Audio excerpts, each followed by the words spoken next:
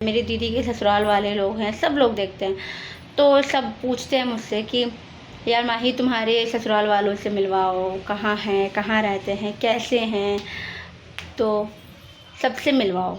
तो मैं कह दूँ कि मिलवाऊँगी, थोड़ा ध्यान। हेलो जी, राधे राधे आप सभी को।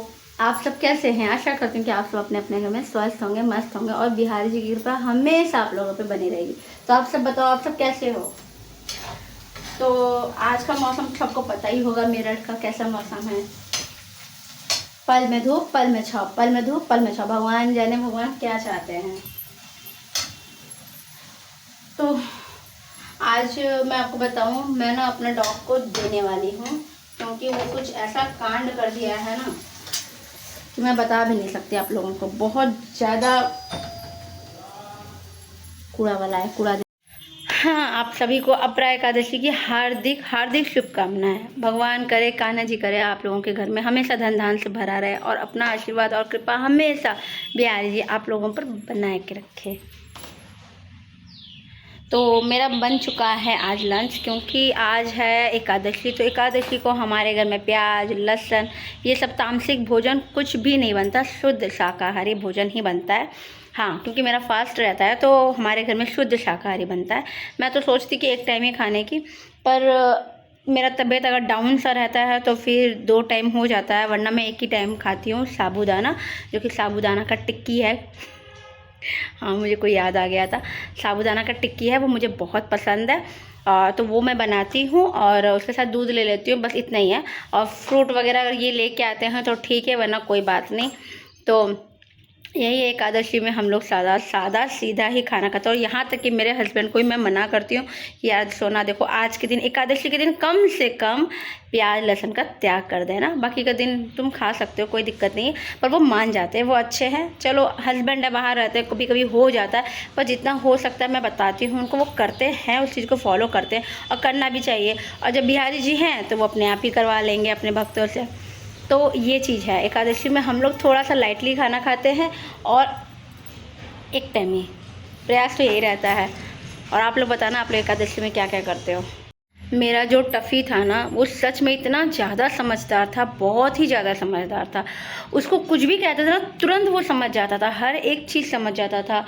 कहते हैं ना, कोई डॉग बहुत ज़्यादा समझदार होते हैं, और वो गोल्डन रिट्रीवर था तो बहुत ही ज़्यादा समझदार था। वो कभी मेरे मंदिर में ना कभी भी सुसु पॉटी कभी नहीं किया। वो 2 साल हो गया था उसको, कभी भी नहीं किया। अगर करता भी था ना तो हम लोग को पता चल जाता था कि हाँ वो किया, पर मतलब ना के बराबर किया करता था, कभी भी नहीं करता था मंदिर में। हाँ, घर वर में देखो ये कांड कर रहा है अभी भी, तो घर वर में ना वो कभी नहीं करता था। बहुत ज़्यादा बहुत ही समझदार बच्चा था वो हमारा। पर ये इसको लाने के बाद ना हमारे घर में ऐसा कांड कर दिया है ना, ये ऐसा कांड कर दिया कि मेरा जी तो बिल्कुल नहीं कर रहा कि मैं इसको अपने घर में रखूं। क्योंकि मेरे लिए क्या, सबके लिए कान्हा जी बहुत पहले है। कान्हा जी की सेवा, कान्हा जी का सब कुछ मेरे लिए कान्हा जी हैं। तो मैं नहीं चाहती कि जो कान्हा जी का घर है, कान्हा जी के घर में ऐसा कुछ भी गंदगी हो। और जबकि मैंने अपने आंखों से देख लिया, तो मैंने इनसे बोला कि भाई देखो, थोड़ा बहुत दिक्कत होगा, कोई बात नहीं, इसको हम लोग देख के आते। क्योंकि मुझे अच्छा नहीं लग रहा कि कान्हा जी के घर में ये इस तरह से गंदगी करे। और देखो, मैं बहुत साफ़ सफाई वाली हूँ, घर हमेशा आपको ऐसे ही दिखेगा, साफ़ सुथरा। और कहीं ना कहीं मुझे पसंद नहीं आ रहा है। अब मैंने डिसाइड किया कि जब भी अगली बार से मैं लेके आऊँगी तो वो गोल्डन रिट्रीवर ही लेके आऊँगी, अदरवाइज़ कोई भी डॉग मेरे घर में नहीं आएगा। हम लोग डॉग इसलिए भी रखते हैं ना कि हम लोग फ्लैट में रहते हैं, तो थोड़ा सा सेफ्टी होना ज़रूरी हो। मेरे हस्बैंड रहते हैं नहीं यहाँ पे तो इसीलिए हमको रखना बहुत ज़्यादा ज़रूरी होता है। मैं और मेरी बेटी ही रहते हैं, रात बिरात कुछ हो जाए। अब भी देखो वही क्या कर रहा है, बदमाशी क्या कर रहे हो तुम। देखो पूरा बोतल सब गिरा के रख दिया। क्या है, क्या गिरा दिए तुम।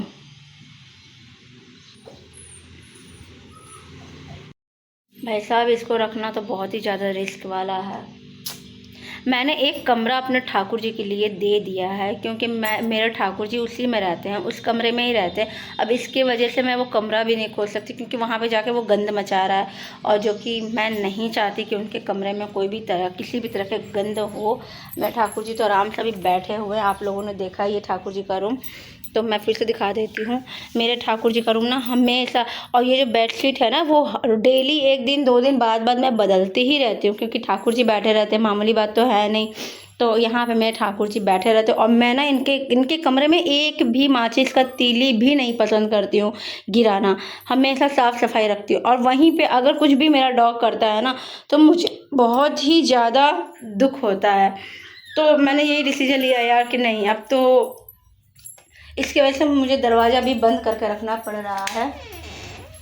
तो मैंने सोच लिया है कि इसको तो नहीं रखेंगे, और ये बहुत ज़्यादा परेशान कर रखा है हमको। तो चलो देखते हैं, बेटी आती है क्या करती है। थोड़ा रोएगी वो, क्योंकि वो बहुत ज़्यादा पेट लवर है। कोई बात नहीं, देखते हैं, और लेके आएंगे तो उसी को लेके आएंगे, गोल्डन रिट्रीवर को। बाकी अदरवाइज़ कोई भी डॉग को नहीं लेके आएंगे, हम लोग ये डिसीजन किए हैं कि आज तो यही खाना पड़ेगा।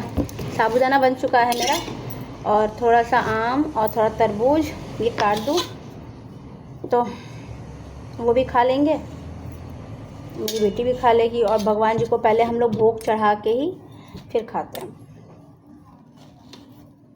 हर कोई व्रत रहता है आज के दिन में। मैं अपने हस्बैंड से कहती हूँ थोड़ा सा, मतलब महीने में 1-2 व्रत होता है तो कम से कम 1 व्रत तो तुम रख ही लो, पर हस्बैंड लोग से नहीं हो पाता है। तो इसीलिए मैं कहती हूँ चलो कोई बात नहीं,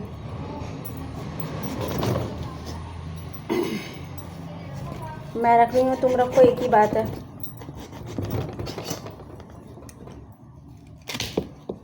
तो चलो फ्रूट काट के भगवान को भोग लगा देते हैं, उसके बाद मिलते हैं आपसे। ज़्यादा कुछ तो नहीं, सिर्फ आम, तरबूज और खीरे का भोग लगाया मैंने कान्हा जी को, कि ठाकुर जी यहीं बैठे हैं सारे, तो ये सब भोग लगा लेंगे। अब मैं चलती हूँ बाहर, इनको भोग लगाने देते हैं। जल का लोटा भी रख दिया है मैंने, तो चलो बाहर चलते हैं। तो मैं कुछ बताना चाहती हूँ, जो लोग कहते हैं ना, जो मेरे मायके वाले हैं, जो मेरी फ्रेंड्स हैं, जो भी हैं, जो मेरे रिश्तेदार हैं, मम्मी की तरफ के, पापा के तरफ के, सभी देखते हैं मेरा ब्लॉग, और सब मुझसे पूछते, मेरी दीदी लोग हैं, मेरी दीदी के ससुराल वाले लोग हैं, सब लोग देखते हैं। तो सब पूछते हैं मुझसे कि यार माही तुम्हारे ससुराल वालों से मिलवाओ, कहाँ हैं, कहाँ रहते हैं, कैसे हैं, तो सबसे मिलवाओ। तो मैं कह दूँ कि मिलवाऊँगी, थोड़ा धैर्य रखो, ज़रूर मिलवाऊँगी। देखो वैसे तो कोई किसी के घर जल्दी आता जाता है नहीं, क्योंकि सबकी फैमिली है अपनी अपनी ना, उनकी अपनी फैमिली है। मेरे सास ससुर अलग हैं, उनके अलग फैमिली हैं, मेरे देवर हैं, मेरी नंद हैं, 2 नंद हैं बहुत प्यारी सी, उनके अपने, तो तभी आना होता है। कोई फेस्टिवल वगैरह हुआ तो ही आना होता है, वैसे कौन किसके घर में रोज़ रोज़ जाए, है ना। तो एक नंद है जो कि बहुत दूर रहती हैं, और एक है जो पास में रहती हैं। कोई वेडिंग वगैरह हुआ, कोई बर्थडे पार्टी हुआ, कोई फेस्टिवल हुआ उनके घर में या मेरे घर में, तो ही मिलना होता है। वैसे किसी के पास इतना टाइम तो है नहीं कि हर रोज़ किसी के घर जाके बैठें। तो बस यही है कि राखी पे आती है, भाई दूज तो होता नहीं हमारे यहाँ, राखी पे ही आना होता है उन लोगों का। तो जब भी आएंगी या जब भी मुझे मौका मिलेगा तो मैं ज़रूर अपनी फैमिली से मिलवाऊंगी, ठीक है। और ये प्रिशा मैडम तो आई है, मैं इनसे पूछती हूँ कि डॉग को देना है या क्या करना है, देखती हूँ उनका रिएक्शन क्या है। बताओ क्या करूँ, दे दूँ टफ़ी को? नहीं। क्यों?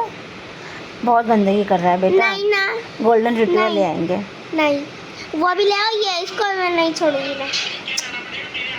क्यों? नहीं ना, नहीं छोड़ूंगी मैं। अगर गोल्डन रिट्रीवर इतना ही लाना है तो उसको भी ले आओ, पर मैं दोनों को पाल लूंगी फिर।